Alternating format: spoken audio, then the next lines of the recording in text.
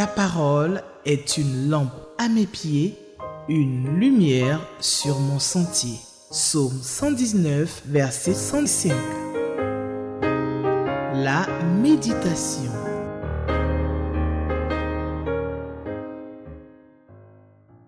Téléspectateurs d'Espérance TV, quelle joie de vous retrouver ce mardi 30 décembre 2025 pour partager encore la parole de Dieu. Cette parole qui est pour nous un trésor, une nourriture inestimable pour notre marche avec le Seigneur. Vous savez, le slogan, assis dans le texte phare de la lecture de la Bible, tiré du psaume 105. Ta parole est une lampe à mes pieds, une lumière sur notre sentier. Et c'est important de savoir que ce que Dieu veut pour nous, dans le psaume 119, verset 105, j'ai dit le psaume 105, pardon, psaume 119, verset 105, il est important que nous sachions que cette parole qui nous a conduits tout au long de l'année, cette parole est véritablement la nourriture qu'il nous faut. Elle a été pour nous celle qui nous a orientés, nous a guidés, et aujourd'hui encore, nous sommes heureux de la partager avec vous. Le lecteur de la Bible 2025 que je tiens entre mes mains nous donne de constater que le texte que nous devons méditer ce mardi 30 décembre 2025, c'est celui du psaume 109, les vers 21 à 31. Je rappelle encore une fois que les lecteurs 2026 sont disponibles. Dans 2 jours, nous serons au 1er janvier 2026 dans le calendrier grégorien. Prenons nos dispositions pour passer les portes de cette année au pied de notre Dieu, à l'écoute de sa parole. Et si nous le faisons, nous aurons choisi la bonne part. Procurez-vous vos lecteurs 2026 pour les adultes, les jeunes et les enfants, pour que nous soyons tous à l'écoute de notre Dieu, alors que nous passons l'année 2025 et nous entrons dans l'année 2026. Pour ce mardi 30 décembre, c'est un rappel, psaume 109, vers 21 à 31. Nous prions pour la compréhension de la parole de Dieu. Grand Dieu, nous bénissons ton nom, toi qui nous fais du bien chaque jour. Nous sommes à tes pieds, à ton écoute. Nous avons faim et soif de ta parole. Parle-nous encore en ce jour pour que nous soyons équipés, aguerris pour avancer avec toi et œuvrer pour l'avancement de ton royaume. Merci de le faire au nom de Jésus. Amen. Psaume 109, vers 21 à 31. Et toi, Éternel, Seigneur, interviens à ma faveur pour l'honneur de ton saint nom. Toi dont l'amour est si bon, viens me délivrer. Je suis malheureux et pauvre, et mon cœur est déchiré au-dedans de moi. Comme l'ombre qui s'étire, je m'évanouis. Comme un insecte nuisible, je suis pourchassé. Mes genoux sont affaiblis par l'effet du jeûne, et mon corps est amaigri. Je suis pour ces gens un sujet de raillerie. Dès qu'ils m'aperçoivent, ils secouent la tête. Vers 26. À l'aide, Éternel mon Dieu, sauve-moi dans ton amour. Que mes ennemis puissent reconnaître que toi seul, Éternel, toi seul qui as fait ça, c'est toi seul qui as fait cela. Ils peuvent maudire, toi tu béniras. Ils s'élèvent contre moi, mais toi tu les couvriras de honte. Et ton serviteur sera dans la joie. Que ceux qui m'accusent soient couverts de déshonneur. Qu'ils soient revêtus de honte, comme d'un manteau.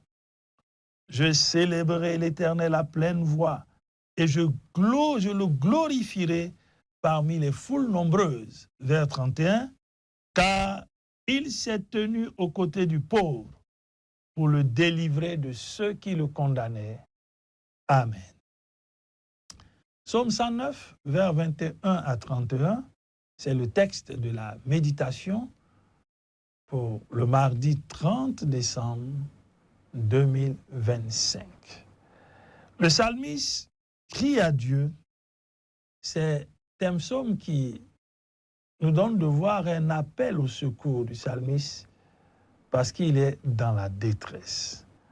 Et dans cette détresse, il décrit un peu ce que ceux qui lui en veulent disent et comment ils le traitent. Et après avoir rappelé cela à Dieu, il crie à lui parce qu'il est dans une posture de quelqu'un qui est en détresse. Et il le décrit si bien dans le texte que nous sommes en train de méditer. Il le dit au verset 22.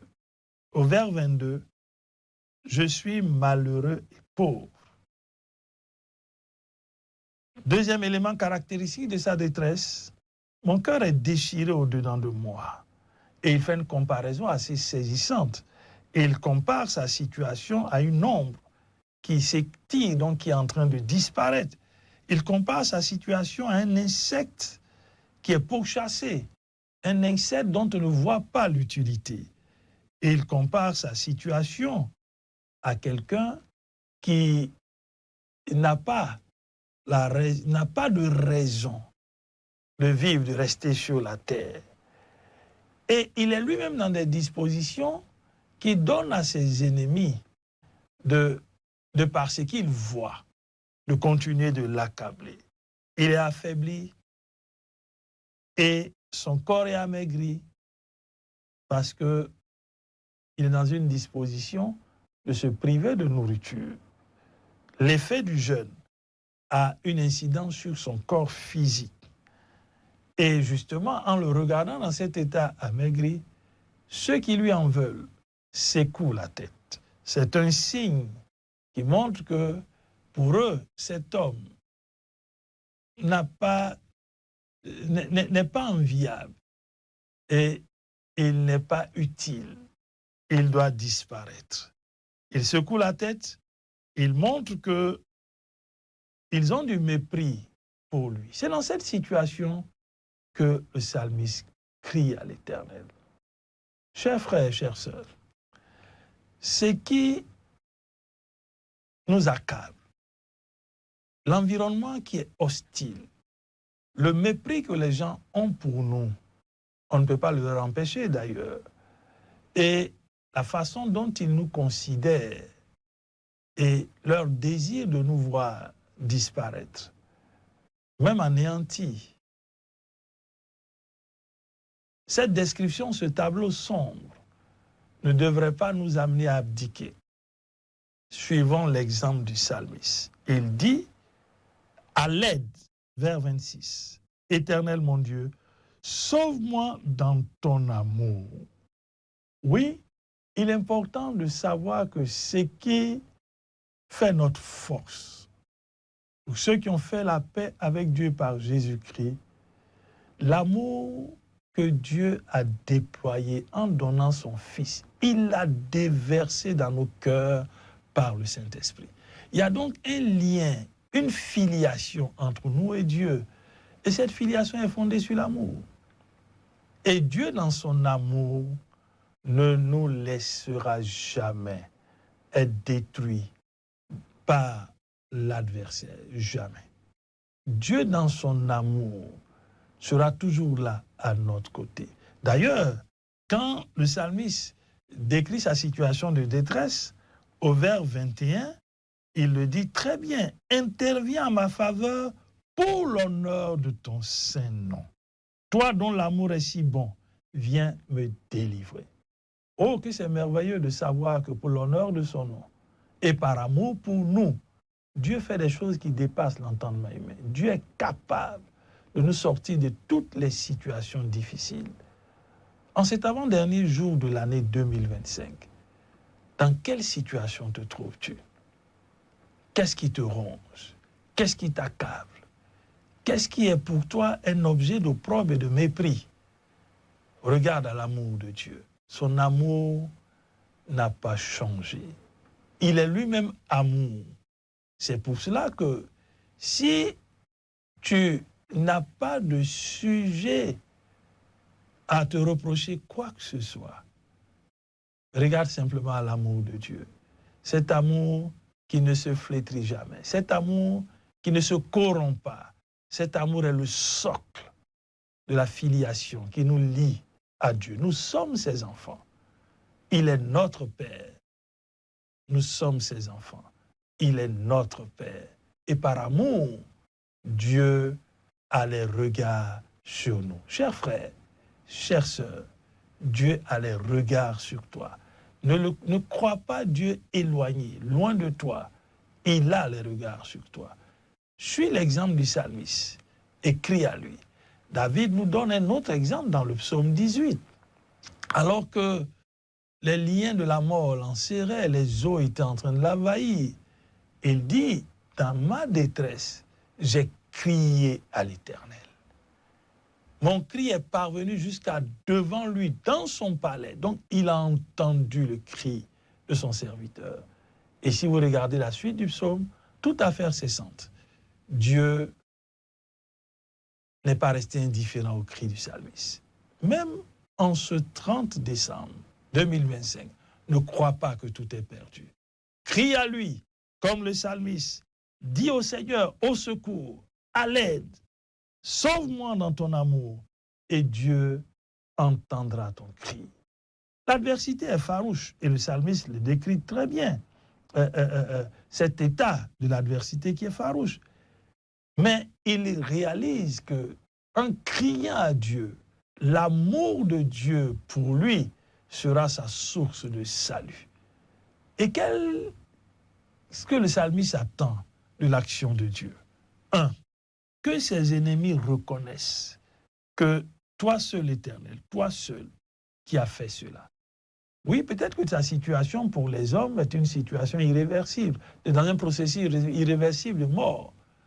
Mais Dieu te dit que son amour pour toi est la source de ton salut, de ta délivrance. Crie à lui pour que tes ennemis puissent confesser que ce qui s'est produit, le changement des situations, ne peut relever que de Dieu. On réalise donc que dans la prière du psalmiste, il ne recherche que la gloire de Dieu. Quel bel exemple à suivre. Le psalmiste nous donne de voir deux exemples importants. Il s'est tourné vers Dieu dans sa détresse. Il a crié à lui. Et ce qu'il recherche, ce n'est pas l'honneur de son nom à lui, mais que l'honneur du nom de Dieu soit préservé. Il dit que mes ennemis puissent reconnaître que c'est toi seul, l'Éternel, toi seul qui as fait cela. Chers frères et chères sœurs, recherchons la gloire de Dieu dans tout ce que nous faisons. Recherchons la gloire de Dieu en cette fin d'année. Recherchons la gloire de Dieu dans l'action que nous voulons voir Dieu opérer dans nos vies, dans nos foyers, dans notre maison, dans notre nation, dans notre localité, dans notre travail. Recherchons la gloire de Dieu. Tout n'est pas perdu. Quand l'ennemi maudira, le psalmiste confesse, toi tu béniras. Il s'élève contre moi, et toi tu les couvriras de honte, et ton serviteur sera dans la joie. Quelle confession de joie, de foi. Oui, chers frères et chères sœurs, suivons cet exemple et déclarons en ce jour que quand nos ennemis nous maudiront, lui, Dieu, il bénira. Or, ce que Dieu a béni est béni. Ce que Dieu bénit est béni. Entre la parole de tes ennemis et la parole de Dieu, c'est la parole de Dieu qui subsiste. Les projets de l'ennemi sont renversés. Les projets de malédiction, de mort sont renversés. Et ce sont les projets de Dieu qui subsistent. Et le psalmiste nous le rappelle dans le psaume 33, le vers 9.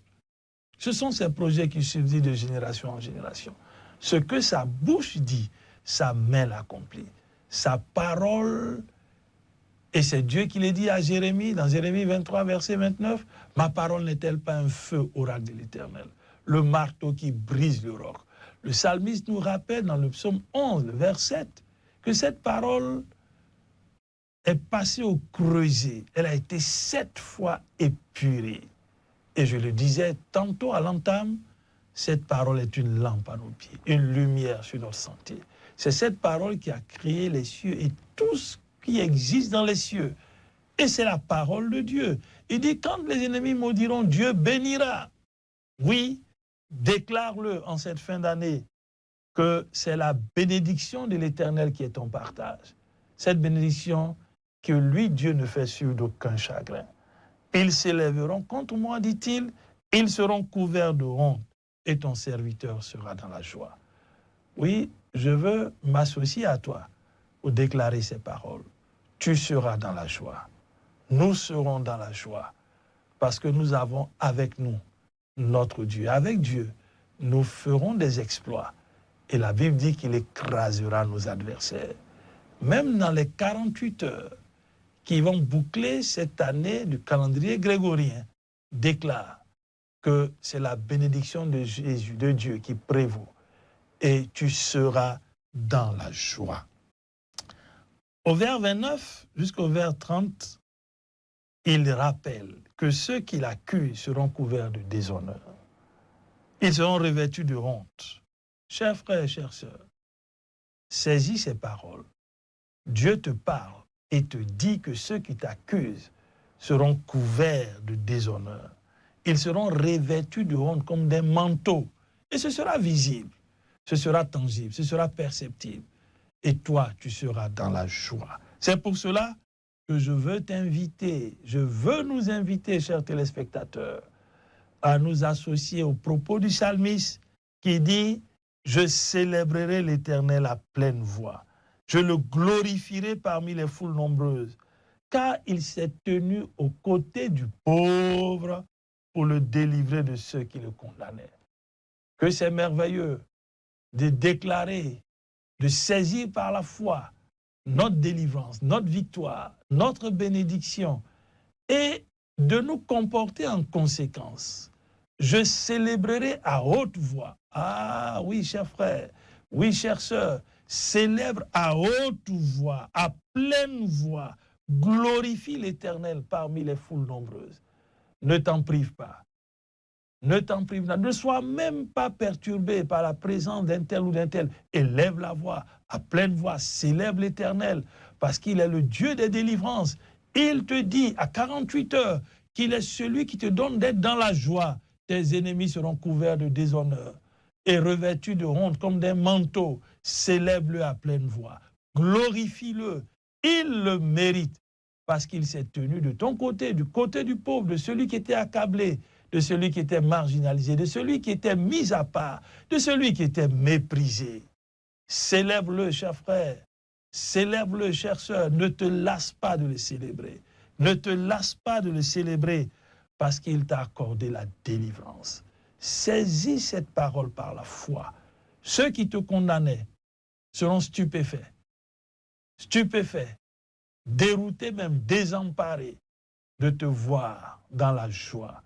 Parce que l'auteur de la joie, la source de la joie, t'aura visité. Il est de ton côté. Il a entendu ton cri. Oh, que c'est merveilleux. Suivons l'exemple du psalmiste. Crions à l'Éternel, pas à un homme, mais à l'Éternel. Dans les textes que nous avons médités, dans le livre de Jérémie, il a dit, maudit soit l'homme qui se confie en l'homme. Tu t'es confié en l'Éternel, je t'exhorte à le faire, chers téléspectateurs. Alors, crie à lui. Il entend ta voix. Il vient te délivrer. Il vient pour confondre tes adversaires, tes ennemis. Il vient pour te donner de la joie. Oui, ne te prive pas de ce que Dieu a décidé d'accomplir pour toi. Alors déjà, même sans l'avoir vu, sans l'avoir expérimenté, alors que tu écoutes sa parole, commence à le célébrer à pleine voix et glorifie son nom. Parce que ceux qui te condamnaient seront dans la seront dans la stupéfaction, dans la surprise totale. Ceux qui te condamnaient verront ta délivrance. Exulte de joie et bénis le Seigneur. Qu'allons-nous retenir pour notre prière? Nous allons bénir notre Dieu parce qu'il est notre secours, il est notre délivrance. Il est celui qui nous procure la paix, qui nous procure la joie. Il est celui qui change les données.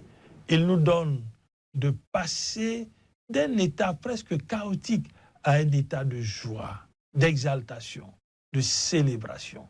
Bénis son nom et suis l'exemple du psalmiste. Prions.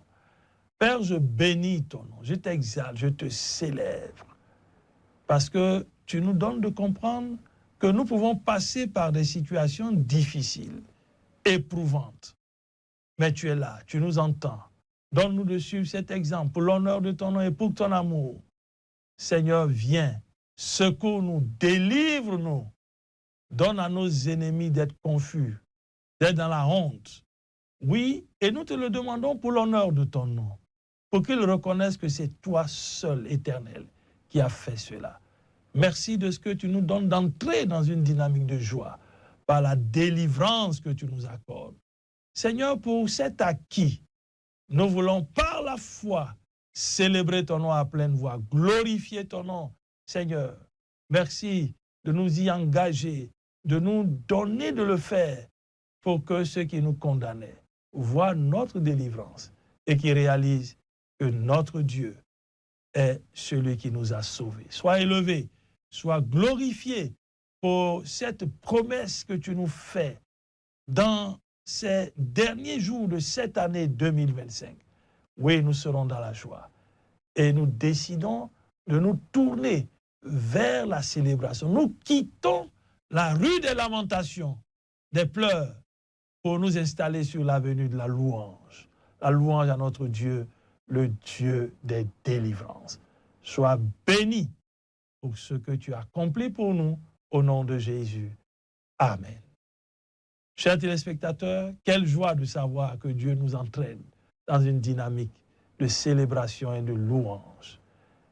Merci encore une fois pour votre présence et votre écoute.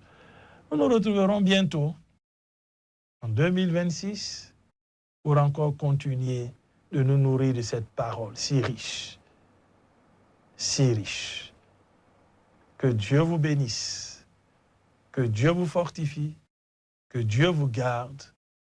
Bonne année 2026 par anticipation. Shalom. Ta parole est une lampe à mes pieds, une lumière sur mon sentier. Psaume 119, verset 105. La méditation.